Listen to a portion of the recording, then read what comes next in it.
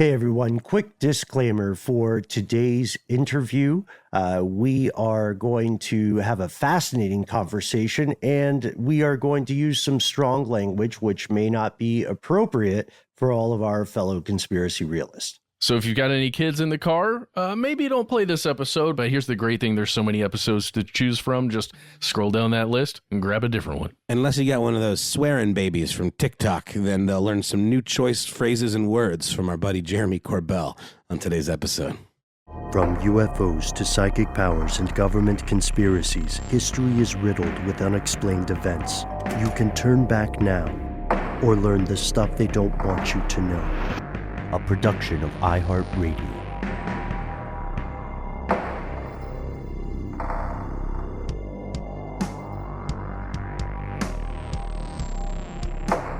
Hello, welcome back to the show. My name is Matt. My name is Noel. They call me Ben. We're joined as always with our super producer, Paul Mission Control Decant. Most importantly, you are here, and that makes this the stuff they don't want you to know. It finally happened, folks, fellow conspiracy realists. After decades of rumor, speculation, so many reports of strange things in the sky, the United States Congress, just yesterday as we record, held a public hearing on unidentified aerial phenomenon, which literally everybody else calls UFOs. They also held a second non-public hearing, which we'll get to in a bit. This comes on the heels of a report published about 11 months ago. We discussed this in depth on a previous episode, and the world has been watching to see what, if anything, Uncle Sam would disclose in that conversation. Today, we're exploring the context of this hearing, the ramifications, what it means for the world of ufology and the world at large. We're not diving in alone. That's right. We're thrilled to welcome back today's special guest, a good friend of ours in real life, friend of the show. You've heard him called four names before. You've heard him called JKLC, but to us, this is our good friend, the documentarian, author, and artist, Jeremy Corbell. Jeremy, thank you for coming back on the show, especially because this is, safe to say, probably been kind of a busy time for you recently. Oh, yeah, man. This is Vietnam. It's blue skies. There's no rules. It's totally insane. But I'm excited to be speaking with you guys, and I'm big fans of your show and each of what you do. So thank you. Man, we are very excited to have you here, Jeremy. A little peek behind the curtain. We finally got on a text thread with Jeremy after, emailing back and forth for years. And all of us... We're lively text thread. Well, we've just been anticipating that something like this would happen, right? I think all of us. Yeah. And every time we anticipate something like that, we get excited because we feel like something big and breaking is going to occur. Someone is going to say something in this hearing that's going to make all of us have giant eyes and just go, it's real. The X-Files poster behind me lets you know exactly how I feel about UFOs and how badly I want to believe. Jeremy, I want to just get your initial reaction to this hearing. To the hearing itself, yeah, sure. Look, I am an eternal optimist. I am accused of that on a daily basis, and I am guilty of that. Every day, human knowledge expands like just a little bit. And even for me, it's like regards to UFOs, what was science fiction yesterday is now becoming like science fact. And yeah, man, UFOs, it's not a matter of belief. That's a data poor perspective. We now live in a world, our children will grow up in a world that is a data rich environment regarding UFOs. So as the kind of eternal optimist, guilty as charged, I actually, despite the lies, obfuscation, closed door, classified briefing after the open congressional briefing, what happened yesterday is a benchmark. It is a public demanded and actually actuated moment that is historic. We haven't had congressional hearings on UFOs in over 50 years. Not only that, but like they showed some new footage and what happened was a symbol of public will. I mean, fucking UFO Twitter, man. I mean, people make a joke, nobody reads this shit. Oh, yeah, they do. Every congressman, every senator, they're on Twitter, they're on Instagram, and they read their comments because they're vain. So like, here's the deal. And because it's it's elections coming up in a lot of places. So here's the deal, man. More than that, they're human. So we're talking about unhuman. They're human like us. So Presumably. they represented. They represented us, man. Yesterday was huge. It was fucking huge, and it's important, and it's a symbol of public will and representative government. I couldn't be more excited. And this is the culmination, I would say, of a very long journey. So, folks, Jeremy and our crew have been in contact for a number of years. You're quite a prolific filmmaker, and we always, I think it's what people call a good problem to have. We always end our shows together saying, shit, we have to come back because we didn't even scratch the surface of some stuff. But for anyone who doesn't know, Jeremy has been in the investigative trenches on not just this subject, but many other related subjects for quite a long time, far before, I would argue, the quote unquote mainstream public turned their collective attention to this. So for anyone who is maybe somehow new to your work, what got you started on this path originally, and did you ever see it leading to where we are now? I never saw it leading to where I am the least qualified person to be in the position I am making films about this shit or being on newscasts. Like I was a mixed martial athlete, man. That I started training jiu-jitsu when I was 9 and boxing and wrestling when I was 9 years old. I never thought, like a moment in my life before this started, I never thought I'd be involved. I was curious. I heard Bob Lazar on the radio with George Knapp like everybody else in 1989. I was 13 years old. But I will say, I this is not a joke to me. My curiosity was weaponized, man. And what I mean by that is I started fucking shooting hellfire missiles at my brain. Like I was like, whoa. Okay, the universe is vast. There's probably life everywhere, but they ain't coming here. And then hearing Bob Lazar describe with George Knapp the propulsion system, how like you put a bowling ball on a bed and push your fist down onto the bed and the bowling ball will fall to your fist. It's different than rockets to roller skates, traditional propulsion. I thought, whoa, warping space, time. That means people could come here, people from other places. So as a kid, I just got like weaponized, man. But I was just a professional mixed martial athlete, not fighting professionally, but, more fights on professionally. Jeremy's got a Sakuraba shirt on, by the way. You know what it is. Yeah, it's the Gracie Killer right there. Saku is my number one. He doesn't win every fight, but he's always triumphant.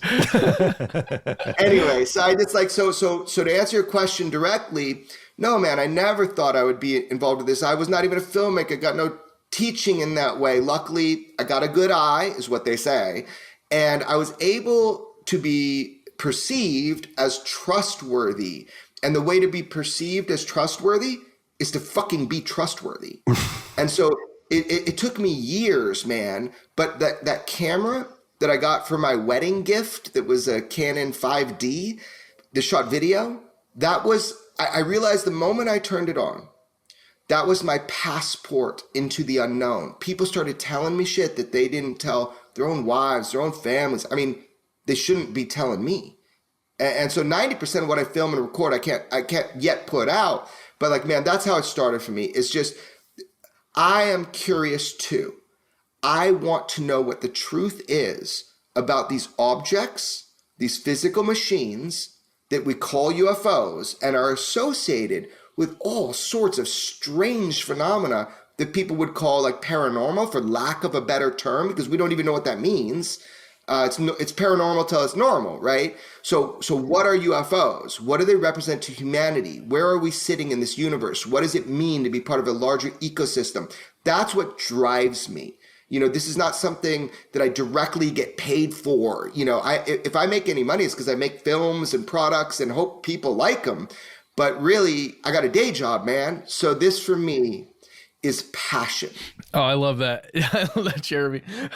Got a day job, man. I remember specifically feeling that way when we started making the video series of Stuff They Want You to Know. Of like, we have a day job. We got to make these videos for this company. Ben's writing them. I'm editing them. But our like exciting thing that we did was make the stuff they don't want you to know videos.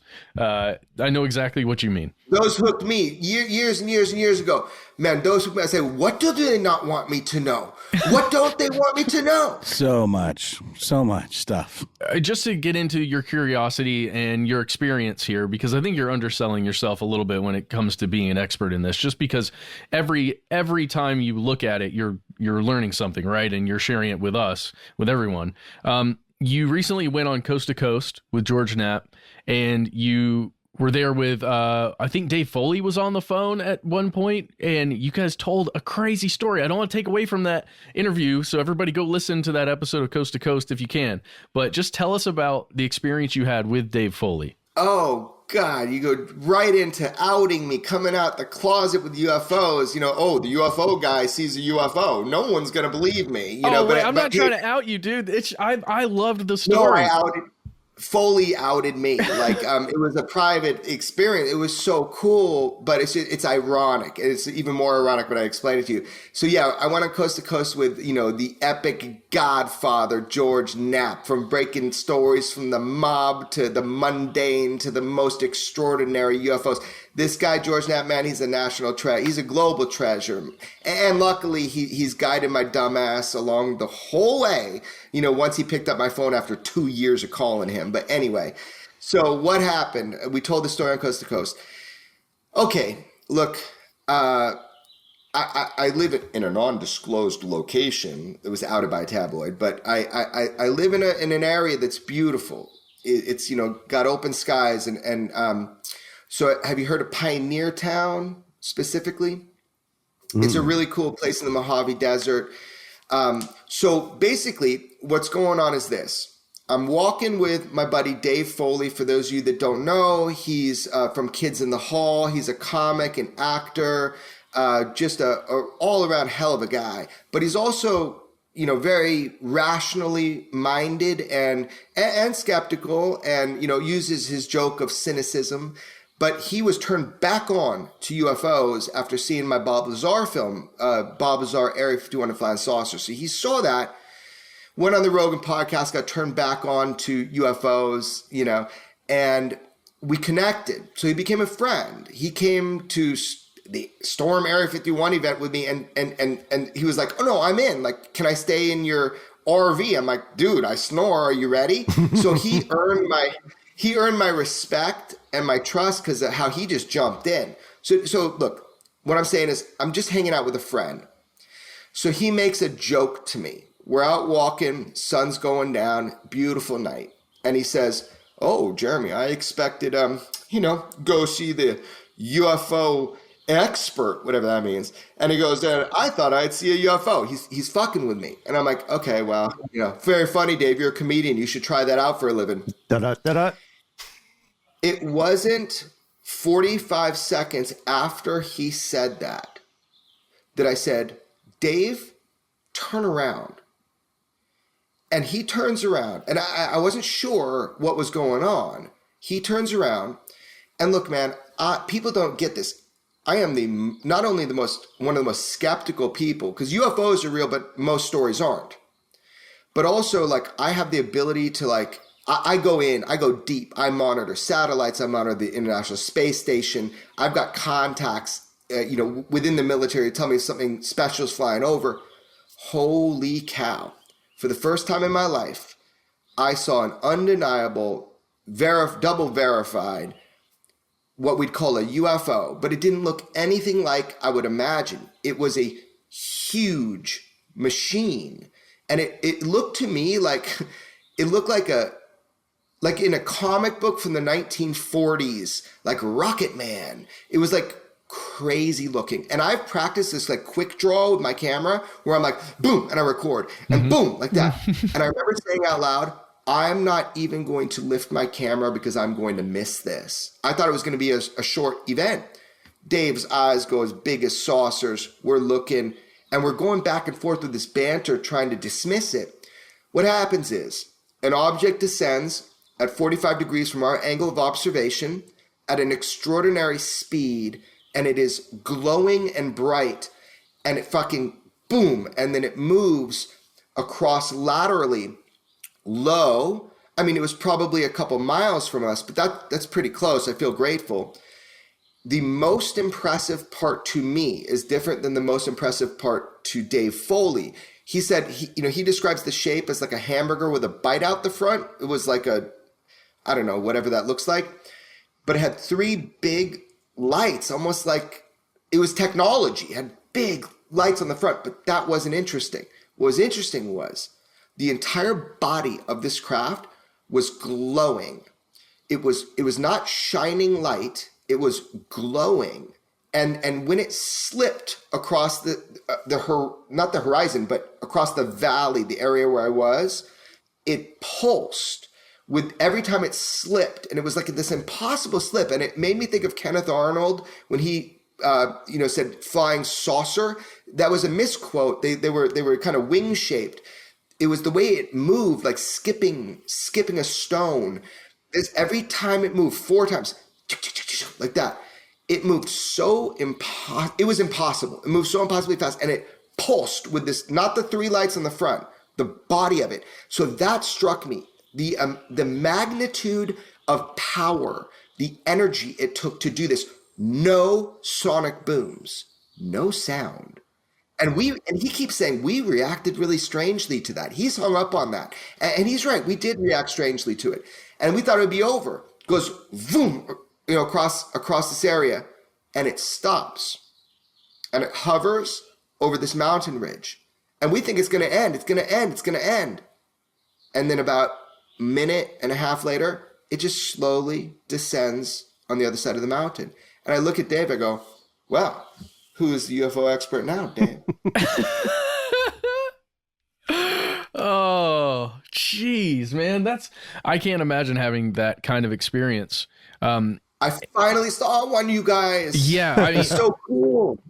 I think we all want that so badly. I've never seen one like that, or anything like that where I couldn't, explain. I've had plenty of times where I look up and I'm like, oh, what the heck is that? And I can tell, I can rationalize, oh, well, that's, a satellite. That's the way those lights are flashing. I know that's an aircraft that was built by man. I just don't know what it is or why it is there. I always bring this up whenever we talk about this kind of stuff, but I mean, I feel like I saw one many years ago in Kansas area. Like it was like, I was on tour with a band, and in the distance, very flat lands, corn fields, I saw this triangular thing that just didn't make sense, the size it was on the horizon, given its distance from where I was. And I was moving, and when you see large objects from a distance, they move differently than close-up objects. And it stayed its course on the horizon. And I've got DV footage of it somewhere. I've been promising to dig it out, but I swear to God, man. I bring this up because in some of the descriptions that we're going to hear about from the hearings, that triangular flavor of these is one that comes up. So I'm always remarking back on that memory. We're going to get into that, man. That's like saying an orange is a circle. Like that's yes. Like a 2-dimensional description of something that's 3-dimensional. We're going to get the fuck into that. But yeah, no, dude, I want to see the footage, bro. I'm going to dig. I'm moving now, so perfect timing to dig through all the archives and put my hands on it. It will hold you to it. Have fun with the move. Yeah. Please. I need someone to hold me to it. Yeah. You should see that. You should see the smile Jeremy just delivered with that. Have fun with the move. Everybody has. Right. It's very relatable, I think, movie. And speaking of relatable, right, we know, you mentioned the idea of weaponizing curiosity, which I find incredibly compelling. And I think being curious about anything is a plus. I don't believe in dumb questions. I believe in sincere exploration of things. And one thing that we see now is I would say a paradigm shift in the world of UFO reporting. It's being destigmatized to a great degree. And one thing that you have excelled at in the course of your investigations is you've been able to contact people or be contacted by people who ordinarily, like you said, wouldn't tell anyone about this because of that stigma. So I'm curious, and I think a lot of people are curious about the process that you found yourself engaging in to have this exclusive access to people, this rapport with people, I think it goes back to. And then perhaps most importantly, I do want to highlight this for anyone who doesn't know. One of the things that happened with Congress and with branches of the military specifically is that Jeremy got a hold of some footage that they would rather the public not know about. So like, what's the process? Is that weird? Have you ever felt in physical danger? I meant to ask one question. That was like 20, but you know. Yeah, stigma, process, and what is it like releasing this stuff, and do you feel in danger? So you got to remember those four. I'm not going to remember. Yeah, okay, So stigma. Okay, let's talk about that. Okay, let's start with that, but let's get to the other three. So yeah, man, look, secrecy, and actually Representative Carson said this when he was setting up these, public, open UFO congressional hearings, as he said, secrecy can serve as an obstacle to solving the UFO mystery. Well, look, man, overclassification and secrecy, can really cause our minds to fill in those blanks. And he also said that this hearing is about examining steps that the Pentagon can take to reduce stigma. I mean, this is him saying why he put the hearings together. So stigma and secrecy can cause real problems when we're trying to solve any mystery. I mean, you exclude the scientific community because they're so worried. Like Neil deGrasse Tyson is so behind on this because he's so worried about keeping a public persona. They should be salivating over the evidence we have. So stigma is like, it's a cancer, man. It's a virus. So the idea of stigma, when we were growing up, probably saying UFO, you're the crazy person talking about it, but every single person had a story, from top military brass to, a kid I met, serving chai in Rishikesh, India. Everybody had a story about UFOs that either they saw or somebody they trust saw and told them. So this idea of stigma is, it creates a dance that you have to do. And that this moves into, I think, your second question, which is the process, right? Mm-hmm. Yes. The stigma is being dissolved. And I personally am fighting really hard to dissolve it, because how can we have an honest, rational, open conversation when on one side you have what they call skeptics or debunkers, that all they're trying to do is fit the world into their worldview in the most, mental gymnastics worthy of a gold medal. I mean, they are the conspiracy theorists, because if you believe them, you have to believe something more extraordinary functionally happened than people are telling the truth and is picked up on radar. So reducing stigma is so important. How that affects my work, right? And was that your second question, was process? Yes. Yep. Just so. Okay. How that affects my work is, look, if someone doesn't know me back years ago, it's like I'm some guy you can look up that's just kind of like an artist guy, maybe a jiu-jitsu guy that has a camera. Maybe he's even like a UFO nut, is in their mind. So imagine me calling up one of the top command within the USS Nimitz, right? The battleship, and being like, hey, my name is Jeremy Corbell. I'm, kind of like a reporter. I make some films, and you don't know me, and nobody knows I'm calling you, but somebody really important told me to call you. Can we talk for a second? I mean, the stigma, bam, was about UFOs. That can be a real problem. However, if people are comfortable, all of a sudden, man, do they want to tell this story? Because people don't listen. So now, luckily, I've carved out, again, in order to be trustworthy in people's minds, the best way to do that is to actually be fucking trustworthy. And I have proven myself not by what I have reported, obtained, and released, but by what I haven't reported or released. So people have started to trust me. So now my job is becoming easier when it comes to the stigma thing. Every single day, my email is like a Vegas slot machine at midnight.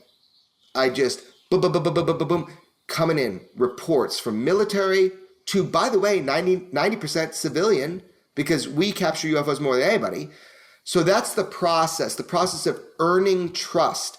Once you've earned trust in one way, which for me started really with George Knapp. It took me 2 years to get the guy to call me back. And that's a funny story if you want to hear it and have time, but whatever. Called me back.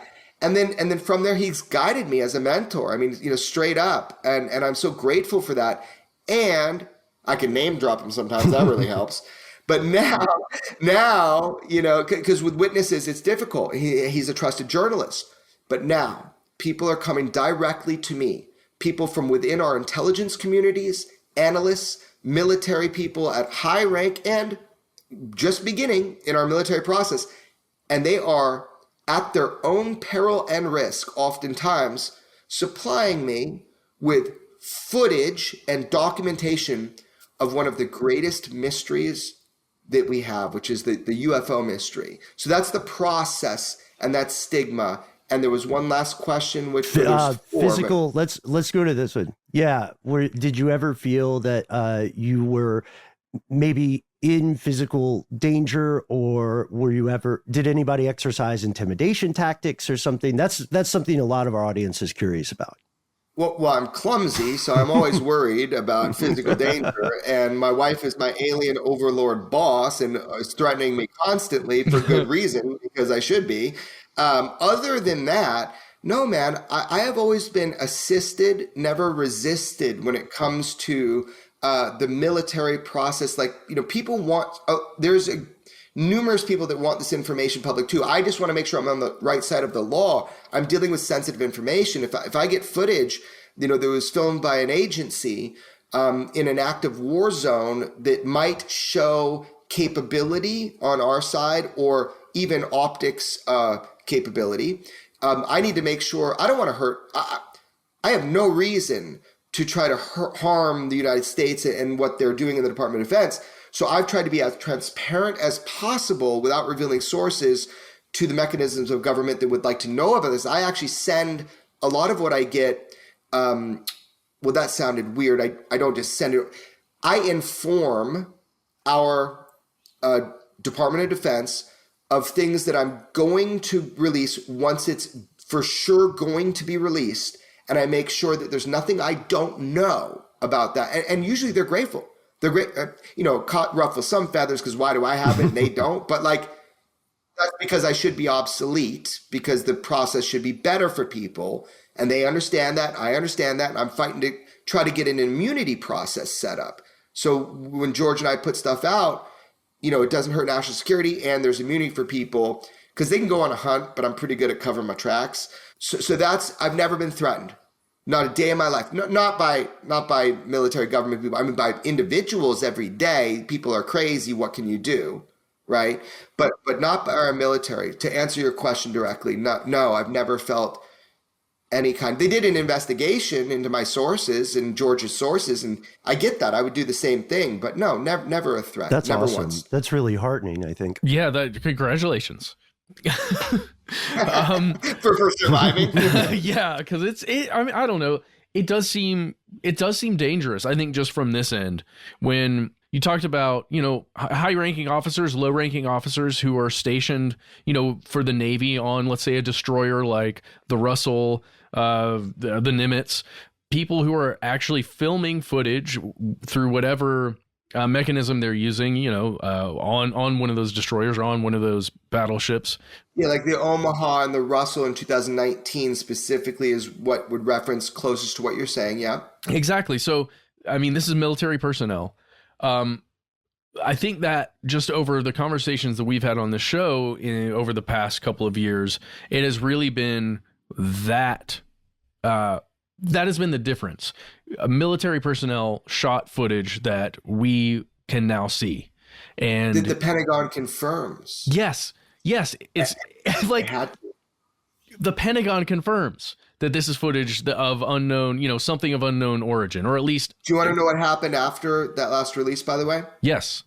I don't think people know this. So this is like in the minutia, but why did the Pentagon confirm the first 3 videos and all I think it was 6 photos that George and I released. And then on that last one, it was like the least impressive visually, but it was like dark and there's like these little lights over it, which is, by the way, a really important piece of footage. And I'll explain why. Why did the Pentagon say we can't comment? That was what they said in the official FOIAs and when people emailed. Why on that one, after that huge run of releasing stuff where they're like, yep, that's real. Yep, that's real. I'll tell you why. I made sure they were in a position to know that that it was true before I publicly released them with all the other footage. There was a policy shift. There was a reaction. The moment George Knapp and I kind of were on a roll with these, and I will tell you, you're going to have to take my word for it, but I think there is documentation of it. They changed policy when they saw what was going on with the content, the corroborative video evidence that we released, me and George. And now, I don't even want to say it, man, but any UAP footage is designated, all caps, secret, non-share, even with allies. So they tried to, boom, put a stop to the leaks at that moment. And the word I can't comment on that last piece, which is deck footage from the USS Omaha. So that's why that happened. That's what's in place now. What they did not anticipate, that tenfolded people reaching out to me. It tenfolded it. Can you describe that footage just a little more so people listening can look it up and find it? Sure. So I think the important part is if you go to like my Instagram, because that's where I dropped everything first, which is just at Jeremy Corbell, you can see with all the description, right? You can see exactly the details that are factual and I know for sure and that I put out and provided proof of. The footage I'm talking about is the last piece in that 4-video set of footage. There's 3 pieces of evidence from the USS Omaha specifically, with the 4th, which is the green pyramid from the USS Russell, all the same event in 2019 off the coast of California. Out of the 4 pieces of footage, you have FLIR, forward-looking infrared, which is thermal video of an object that appears to descend into the water that our military thought was transmedium, and they sent a submarine to try to go after either wreckage or the craft itself. Then I provided radar footage, and this is actual radar from the USS Omaha of these unidentified swarming that Navy warship. And wow, moving damn fast if you listen to what is said in there. And then, of course, I released so there's 3 pieces of footage there. I released the deck footage, it's called, and it just looks like inky black darkness, right? And it's just got these lights. But why that last piece of corroborative video evidence is important, because this is, as a kid, what I always wanted was military film from multiple angles, different sensor platforms, and then official, formerly classified, now non-classified documents, because I released it, which is that one slide from the USS Omaha. That is evidence, man. And so all of that together, that last piece of footage, what people will see is this inky blackness and these kind of like amber or red looking lights. But what's important is that excludes glitches within the radar systems, that these were light, they were powered, they were craft. So each thing together adds a piece to the puzzle. So you just look at this kind of inky blackness with lights, but that piece of footage was so important, or additionally important, and that was the one where they stopped us, they cut us off, they turned off the well. The Pentagon says, we're not confirming anything else. Well, I got the entirety of all that footage. I only gave them pieces. So there is more. We're going to pause here for a word from our sponsor, and we'll be back with more from Jeremy Corbell.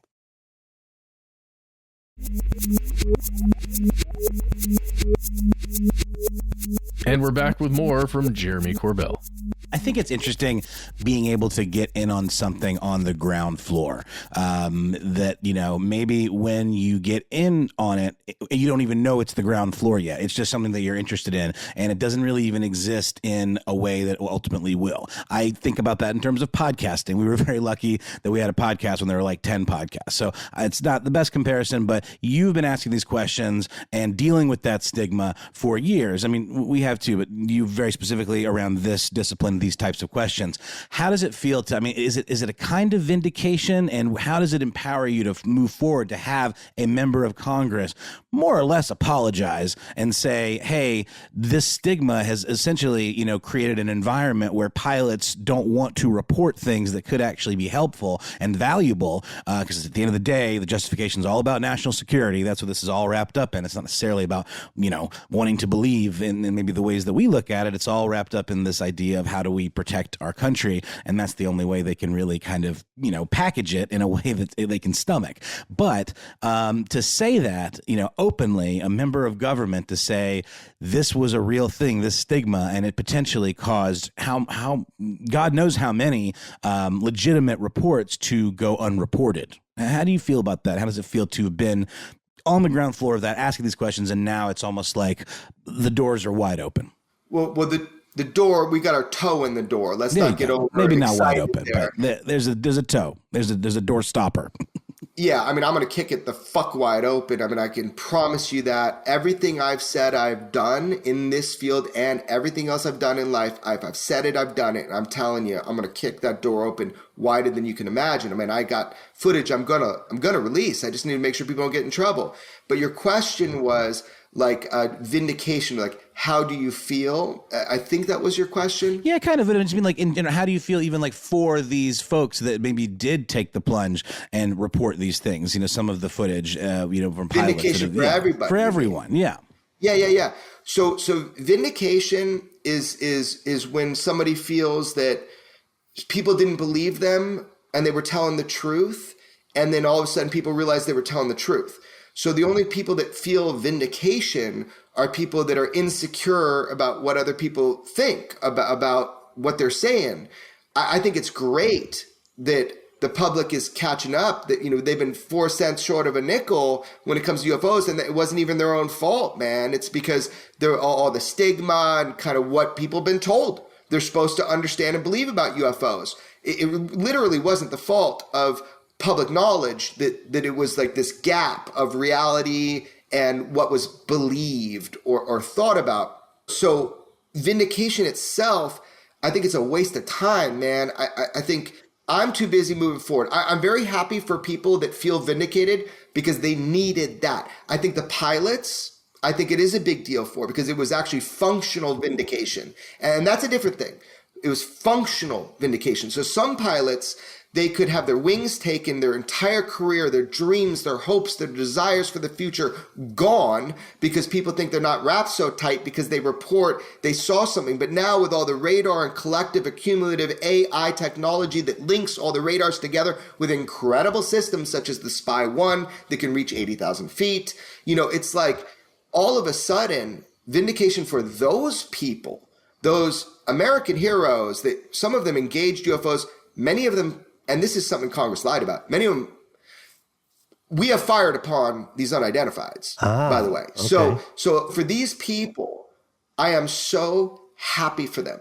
For me personally, all I care about is that my puppy loves me, my wife loves me, and my family doesn't think I'm too out of this world. You know what I mean? When it comes to my passion about this stuff. And I guess when I say kick the door open, I'm specifically referring to people that maybe would have not reported seeing these things. People with credibility. With credibility. That's a big deal, no. That's what I'm talking about. Yeah. No, that's a huge deal. So let's address that for just 30 seconds here.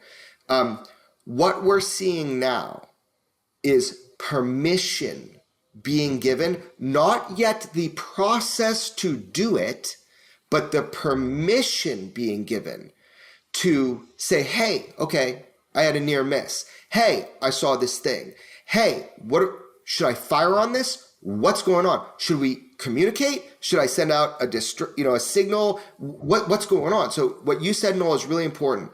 We have now got to the point where we're destigmatizing it just 1 degree. It was 104 degrees. Now it's 100 and maybe 2 degrees. We're bringing down the temperature so people can report this shit, right? And that is so important, not just for national security, but because people hold these secrets. And that is, to hold a secret like that is it impairs your health. Agreed, 100%. And that's something, what's really standing out to me in this conversation, and as I'm just keeping some notes here, is I think it is incredibly important, I would even say mission critical, for for you and George Knapp to be actively constructing a process like this, right? That first make sure that it's not like publication is not endangering anyone, and then secondly that anonymity is possible. And I want to thank you for that. We have a lot of veterans in the audience today, and it is a statistical certitude, dude, that several of them have probably seen some things and they haven't felt like they would be able to report it without there being some sort of possible consequence. Like you said, functional validation. People's careers are on the line, and it's not easy to become a pilot, right? I mean, that's just true. Well, and it's not just pilots. And look, you said two things. You said the national security, but then anonymity. But here's the deal. Fuck anonymity. A lot of these people, their active duty right now have actually gone on record with me, recorded, and they trust me, and I can release that after they're out. But what we're trying to do is make sure that we can put that they're okay talking about it, but they're just not the repercussions could be horrible. So I want to make sure there's an immunity there, so they can anonymity. They want to tell you what they saw, even if it's closed door briefings with Congress and not like on the news or something with me. That's what I'm fighting for, is immunity for people to actually come forward because they want to, like at the USS Russell and the whole swamp gas, I don't know the word they use, like a fake aperture thing, all the idiot debunkers, like they don't know what I know. They don't know what they know. And that was a sideshow swamp gas thing. So here's the deal. Like, I have witnesses from that event. Now they're active. I've documented with them. I want to be able to put that out. I want them to be able to come forward, but we need something in process in order to be able to do that. Yeah. And that's I think, a key point, and it's a game changer, and it's something that has to occur, that has to exist, right, to move this exploration further along. With that, I know we have a lot of stuff to discuss, but I would just love to get briefly your hot take, if hot it is, on the public hearing in Congress yesterday, where you showed up in name, and then also maybe a little speculation about the second closed door hearing. Just like, was there anything different? So any take you get right now on the hearing is going to be a hot take, because it just happened. I got to watch a couple times, man. When it was going on, I had 40,000 things pinging in my head and on my phone. So my hot take on it, right? Like kind of what I thought was like kind of big is what you're saying at that moment. Specifics? Yeah. Is that what you want? Okay. I mean, other than it was really amazing and important, and it was the start, it was the benchmark that I happen to know, and I'm telling you now, that there's going to be more, and that there's going to be direct witnesses who can speak with more education and clarity than people that were sent there by their bosses to protect national security, like the top brass we did have in front of Congress. We're going to have people like Commander David Fravor, people like the great Lou Elizondo, who ran ATIP. We should have Dr. James Lukatsky, who ran the only funded, the $22 million UFO program with Dr. Colin Kelleher called AWSAP, Advanced Aerospace Weapon System Applications Program. That then Lou Elizondo grabbed the reins like a warrior and started ATIP, Advanced Aerospace Threat Identification Program. And then we go to the UAP Task Force and 3 different versions of it. But what we saw there in that briefing yesterday, besides the symbolic nature and the new UFO video, we saw that, first of all, they got a lot of catching up to do. The Congress people were exceptional. Congressman Gallagher his questions were incredibly powerful. And Representative Carson, he pushed the witnesses with his opening statement. I mean, he really set the tone. And the point was to destigmatize so reporting could be better and to earn back the American trust. And I don't know anything about politics or any of their politics. All I know is what they just said about UFOs and about secrecy and overclassification in general. So my hot take is that, yes, there were some lies, there was some obfuscation. There's just, we don't know. They were ignorant on certain things. And also those 2 guys, I would have a lot of other people up there, but it was good we did it. and they're having a closed door briefing afterwards because of classification. And notice every time that they said, we're going to have to do that in the closed door briefing after. That is because there's information that they can answer, but only under, so there's some yeses there you should have paid attention to. So, have UFOs altered our technological capabilities or methods, right, in warfare? Save that for the closed briefings. That's what he said, right? They were wrong or lying or obfuscating or not informed when they asked about like basically UFO crashes or materials. That's provable, that's verifiable, and more of that's coming out. And they were wrong or lied. So yeah, we do have, I'll say, to be very conservative, materials associated with UFOs.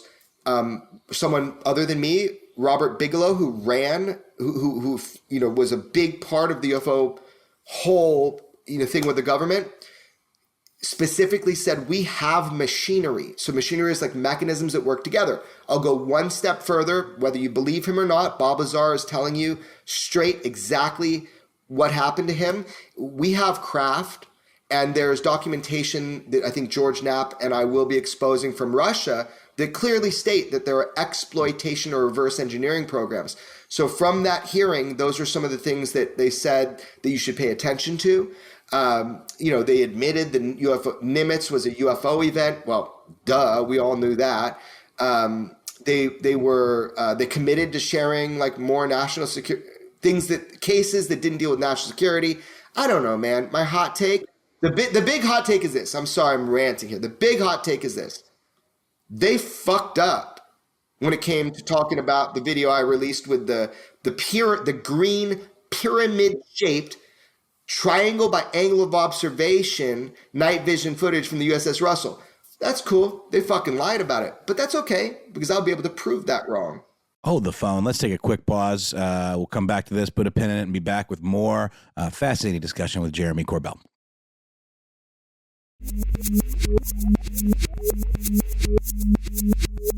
And we've returned. All right, well, let's get into it. So one of the main arguments that I've seen about that specific video footage of the green pyramids, green triangles, it would be a pyramid and not a triangle, as we discussed earlier. It doesn't matter if it's seagulls with lights strapped onto them. They're unknowns, and we should know what to do with them as our military. Yes. By the way, it doesn't really matter, but yeah. Yeah, I agree. It doesn't really matter, but maybe some of you have seen this, or maybe you haven't seen this, or you've heard something. So I just want to make sure, Jeremy, you comment on it, and we get that from you rather than just hearsay that people find on the internet.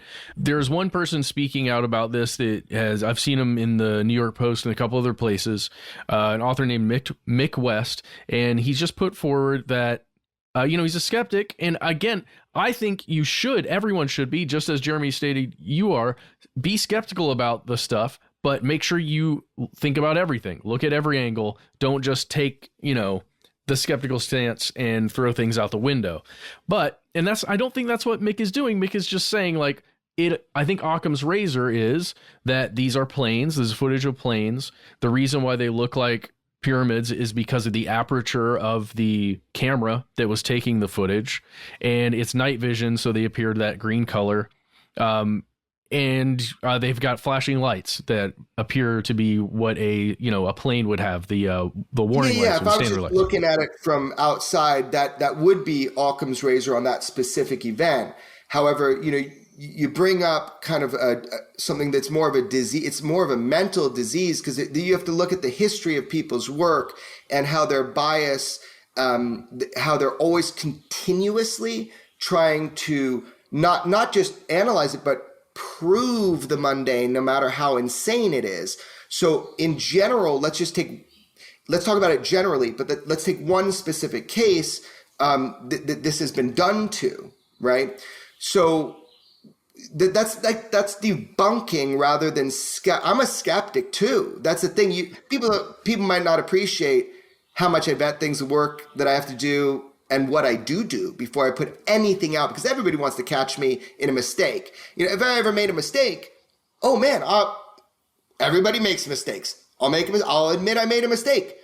It just hasn't happened yet with this.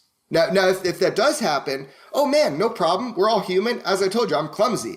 If I make a mistake, physically clumsy, not mentally clumsy, then no problem. I'll admit that. But let me give you a specific example of something you're being very, nice in the way you describe this skepticism thing. There's a difference between being skeptical and having an intent to debunk with a predetermined outcome. And that's where this virus, this mental, it really is a mental illness we're seeing with people like this. And I'm not trying to be mean. I'm just trying to give you a specific example. So here we go. The Tic Tac UFO case. What is Occam's razor? Is Occam's razor the most mundane explanation? Or is it kind of the most direct and obvious? I mean, I haven't looked up the definition, but I'm pretty sure it says in the dictionary, Occam's razor is not the most mundane is the answer, right?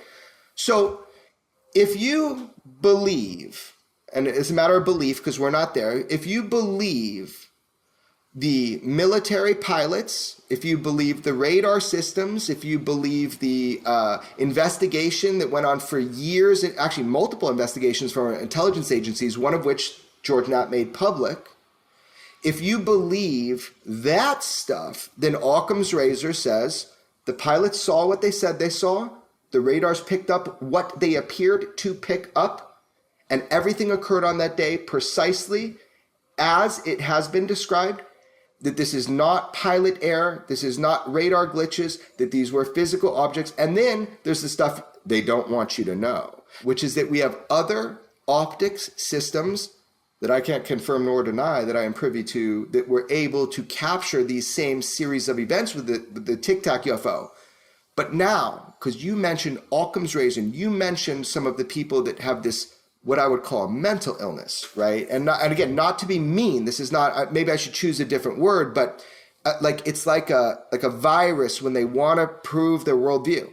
If you were to believe these known debunkers, not even skeptics, here's what you would need to believe about the Tic Tac UFO case. This is a conspiracy theory. It is a mental gymnastics worthy of a gold medal.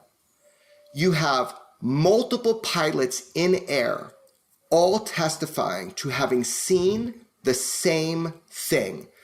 Not a glare in the windshield, not a glitch on their radar, optically see the same thing. Trained fighter pilots. So now you're talking about, you'd have to believe not only one person had mental delusion, but that mental delusion was commonly shared at the exact same moment with multiple other pilots and I call them co-pilots or backseaters or weapon systems operators. So now just follow me to Occam's razor, these debunkers, you have to start by believing that one pilot had a massive mental delusion and that massive personal mental delusion was then shared by multiple other trained fighter pilots at the exact same time, at the exact same place, seeing the exact same thing.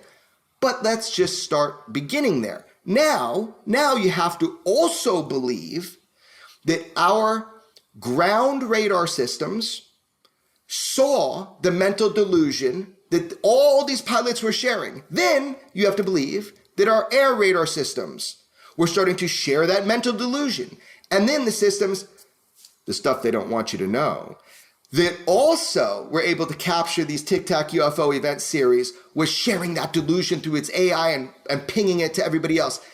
And then you have to say everybody's bad at their job and that they didn't investigate it right. And that the footage of it, I guess the mental delusion got caught up on visual as well. So just to drive this point home, Occam's fucking razor is that you shouldn't be listening to debunkers who try to impose upon you these series of absolute absurdities. I'm sorry. I'm done with it. I don't have time for this. I have time for people who are skeptical, who want to know the truth, not for people that go out their way to convince the public of a false narrative for clout and to get on TV shows. It's bullshit. And it's straight up, it's fucking bullshit. And here's the deal, man. It doesn't matter anyway. People got to make up their own minds. But that bullshit then translates over to things like what we're seeing at the what we're seeing at Congress the other day. Where did they get this outside analysis? But by the way, I know the people that wrote those reports. I know the people that actually dealt with defining these things as, quote, drones. I know why they define them as drones. And in fact, I have eyewitnesses. So somebody sitting as a keyboard warrior behind their keyboard, doing analysis and thinking that everybody else is stupid and wrong and delusional, even the AI and the technology except them.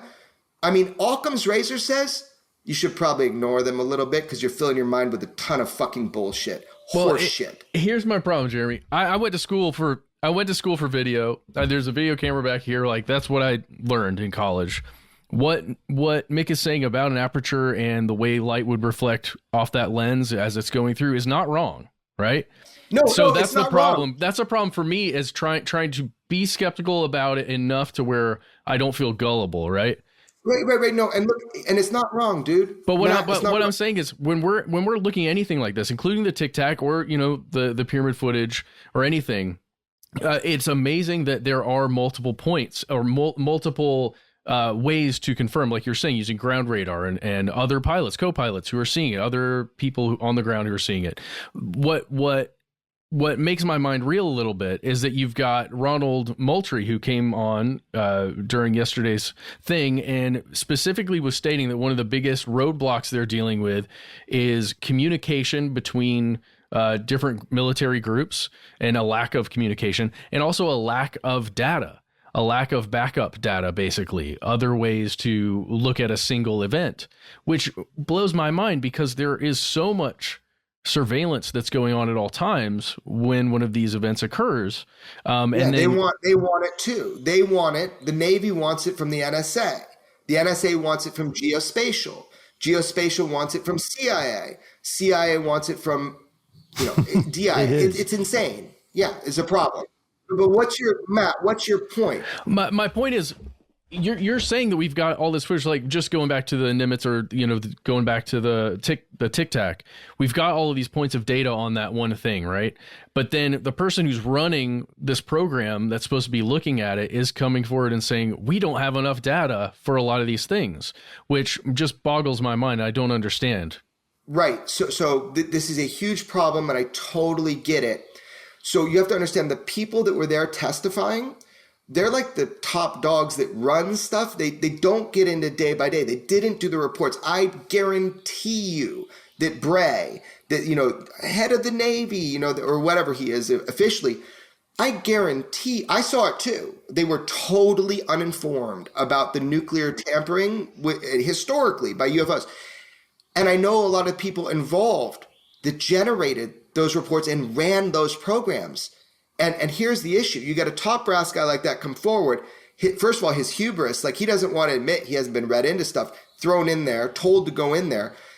I guarantee you he has not read the massive report in the DIA on the Tic Tac UFO with direct witnesses and what they saw and all this stuff. So what, does he go on to like Twitter and listen to these debunkers and say, oh, that looks kind of smart, especially about the USS Russell thing? Oh yeah, he must have. Oh yeah, you can make something look green and triangular, just like you can hold an orange and say, hey, that's circular. But like, do they not know? Anyway, so that I'm sharing your annoyance, but there is a path forward. And yesterday, we began that path forward, and there's a lot happening behind the scenes that I can tell you for sure that path is moving. People are fighting fucking hard, man, and it's happening. So we don't got to get into the green pyramid thing. I'm gonna do something in the next 7 days that'll fucking fuck that shit up to begin with. But like, that's not the point right now, right? I only bring that up, Jeremy, because I think so many people are fascinated by this, right?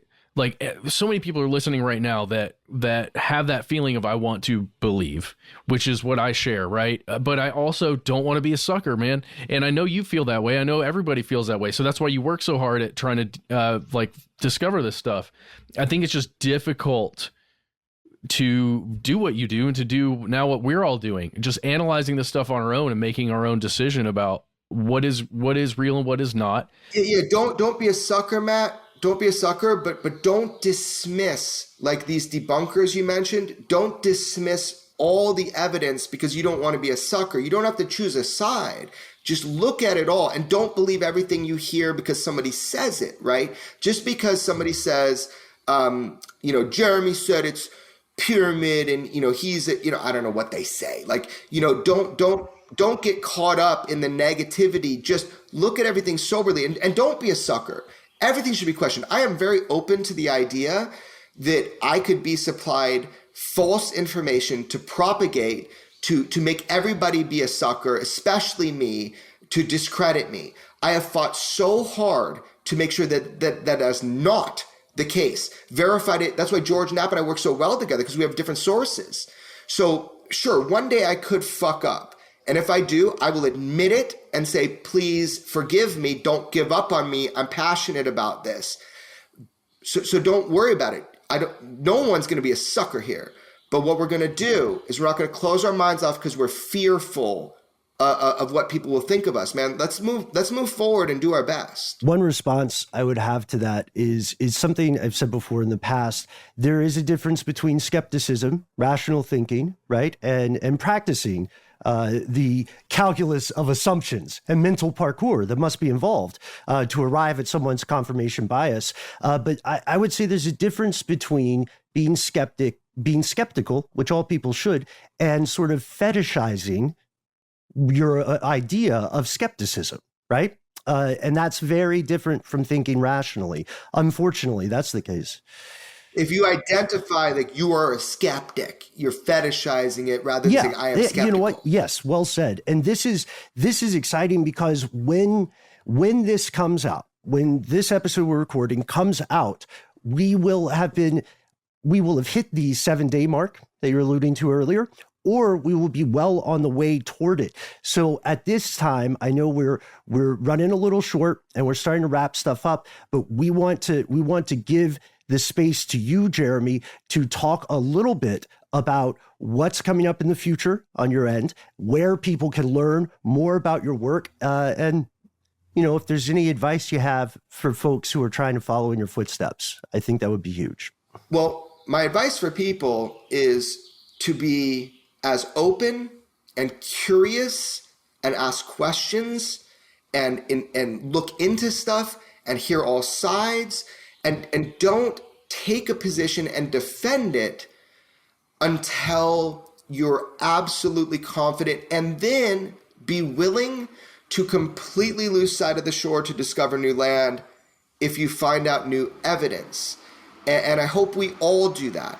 And also just, be forgiving of people. People get passionate about this. On UFO Twitter, one of my friends, Ryan, they call him UFO Jesus from Post-Disclosure World.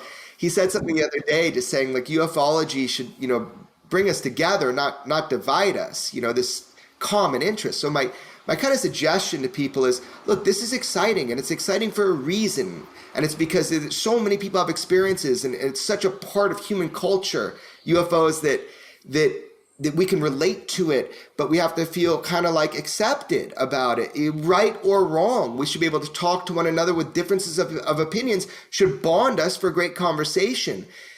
Be weary of people that define themselves, their identities as skeptics, because you already know right there that they're not skeptical, that they've defined themselves to find the prosaic. And that's dangerous. It's really dangerous for everybody. So be, and also be, if people change their minds, be embracing of people making mistakes and changing their minds. Even the debunkers, you know what I mean? It's like, just like, don't be a dick is a great rule. The best rule. It's the best rule, man. So for me, I think the next thing is that I'm trying to, as accurately as I can, report what I believe to know in the moment, right now, and to release to the world video evidence filmed by our military, which I have a lot of, and I need to make sure it's safe to do that on every level and doesn't harm anything. And It's not everything. It's just they're actual just pieces to the puzzle. Some of it is very impressive, and some of it you need an education to understand how impressive it is. But I wouldn't release something boring. It's just a matter of education. So you can look out for me to hopefully be translating, if I do my job well, the basics of what's going on with this topic, because I'm an enthusiast of this topic. I'm an investigator of this topic. I'm a filmmaker. But most importantly, man, I'm just a guy who's been unqualified and feel like I shouldn't be in the room when I'm in the room a lot of time, but I'm grateful to be there and people talk to me, and I hope I continue to do work that is embraced and that people enjoy it and they're entertained by it, and more importantly, that it changes the way that they engage the world around them, from their family to their jobs. That there's something, that this passion for this, that it changes the way that they perceive those mundane moments in our lives, where instead of being like, shit, I don't want to do that, you kill that inner bitch and you're like, you know what? I'm going to fucking do it, because life is fucking short and we don't have that much time. And we are going to be defined in our lifetime, not in our death, by what we do today. And so that's kind of my advice. So, look, I drop everything on my Instagram and then my Twitter, and it's very easy to find me. I'm so easy to find, but that's where you'll see new releases first. So go follow at jeremycorbell.com and you'll see it there. And just please say nice things that are constructive, because I don't read much of it. But if people say bad things, I just delete it and go away and block it, and that's it. I just want, not arguments, I want arguments. Be kind to each other. I mean, in the comments, when you talk, you'll learn a lot more if you're kind. So I don't know what my end message is, but weaponize your goddamn motherfucking curiosity, and don't get me fucking wrong. I'm serious about that. Participate. Don't be a passive consumer. Be an active participant in the mysteries you want solved. And if you're a fan of long-form documentaries, definitely go to extraordinarybeliefs.com. You should see like some of the stuff that Jeremy has on there. The Skinwalker Ranch one, I think we talked about previously. Fascinating stuff. And the Bob Lazar documentary made. Just great stuff if you're curious about any of these topics. Thank you, gentlemen. I have to jump, but I appreciate you so much. And I hope we continue our thread text chain. Thank you so much, Jeremy. It's an absolute pleasure. Again, extraordinarybeliefs.com. You can find the Instagram. You can find the Twitter. Stay tuned, folks. That was a ride. I think there's a lot to unpack there. And I'm interested, I don't know about you guys, but I'm interested to see what some of this upcoming stuff is. We didn't get to the secret hearing. Love a good tease. Well, it's secret. There's nothing really to talk about except that it's secret. Obfuscated, I believe, was the word that was used, which I would agree with. Well, we didn't even mention, I think this was a big piece of the news. You guys remember 11 months ago when we talked about that report? It was 140 something, I think almost exactly 140 incidents that they were looking into. Right. Now it's at 400. Yeah. I mean, that's over double the number of individual incidents, which is at least a good thing, I think. Mm-hmm. They also said that Deputy Director of Naval Intelligence we mentioned earlier also is one of the people who I believe said that they anticipate that number of incidents to go down as they're able to explain some stuff. But right now, the entire world is working live, and we appreciate you, fellow listeners, for tuning in with this. We want you to participate. Let us know your thoughts. Let us know your experiences, anecdotes, your takes on what ufology calls disclosure. We can't wait to hear from you. We try to be easy to find online. Yeah, you can find us on Facebook and Twitter and YouTube at Conspiracy Stuff. On Instagram, we're Conspiracy Stuff Show. You can also give us a telephone call with your fingers in your mouth, or if hands free, whatever. Yeah, don't talk and drive or text and drive. But yeah, there's a number for that. However you make phone calls, do dial 1-833-STDWYTK. When you call in, give yourself the coolest nickname you can think of. You've got 3 minutes. Say whatever you'd like. Let us know in that 3 minutes if we can use your name and message on the air, and then you will have done it. And we can't wait to hear from you. We're very excited. It's a cool topic. Let us know what you think. But if you've got more to say than can fit in that 3 minutes, why not instead send us an unlimited message? Just whatever your heart desires to our email. We are conspiracy at iHeartRadio.com.